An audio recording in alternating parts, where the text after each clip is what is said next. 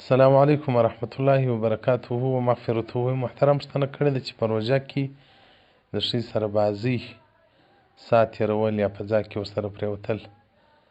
محترمه فقهای کرام وایي چې په روژه کې که سړی پر ځان باندې مطمئن وي چې زما څخه کار نه خرابېږي، بیا که په یوه ځای کې سره پرېوځي او یا ساعت سره تېر کړي، په دې کې شرعاً څه مشکل نشته. البته فقهای کرام وایي چې یو دې دا بل فرجو ته دې لاس نه وراچوي او دغه رنګه پر خولو پر دغو ځایو دې مثلا ښکلول نه کوي، ځکه دا مکروه دي. که څه هم دی مطمئن وي چې زما څخه جماع نه کېږي، نو وایي مباشرت فاحشه دې نه کوي. مباشرت فاحشه دا ده چې دوی سره پرېوځي، لڅ وي یا یو د بل فرج مسح کوي.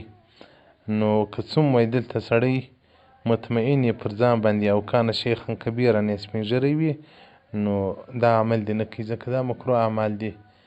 محترمینو، چې روژه مات وسو، روژه خوله خلاص سوه، بیا الله جل جلاله هغه څه درته روا کړي دي چې د ورځې بیا نه دي درته روا، نو په دې کې احتیاط وکړئ محترمینو، ډېر احتیاط وکړئ.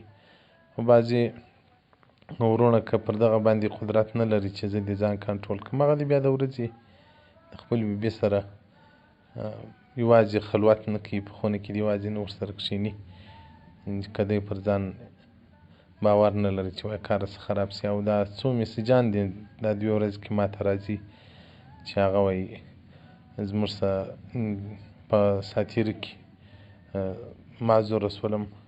ولې دومره له شهوتو ډک یو، ولې دومره شهوت پرسته شو چې په روژه کې هم موږ کار خرابوو. دا اوس څه کیسه ده؟ چې خو راځئ، د روژه خو دا د دې دپاره چې تصفیه د باطن راشي، زموږ په روژه کې نور شهوات پسې پورته شي، نور د شهواتو ښکار شو. دا اوس څه کیسه ده؟ تلاوت قرآن ډېر کوئ، ډوډۍ لږ خورئ، خو په روژه ماتونه ډوډۍ وخورئ، بیا پر تراوح کې پر 1 کوناټۍ پر بل کوناټۍ باندې زنګېږئ. په بشلمي دونه ډوډۍ وخورئ چې سهار لمونځ په پټو سترګو کوئ چې هېڅ ځای ته ننوځئ، نو غرمه چې راپورته شي باره خود شهوات خراب شي. سره احتیاط وکړئ کورشادو، لکه تاسې یاست. یوه روژه د هغه هم تاسې په داسې چمو باندې تېر کړئ. فتاوی هندیه صفحه 200 الباب الثالث جلد اول. والسلام علیکم ورحمة الله وبرکاته.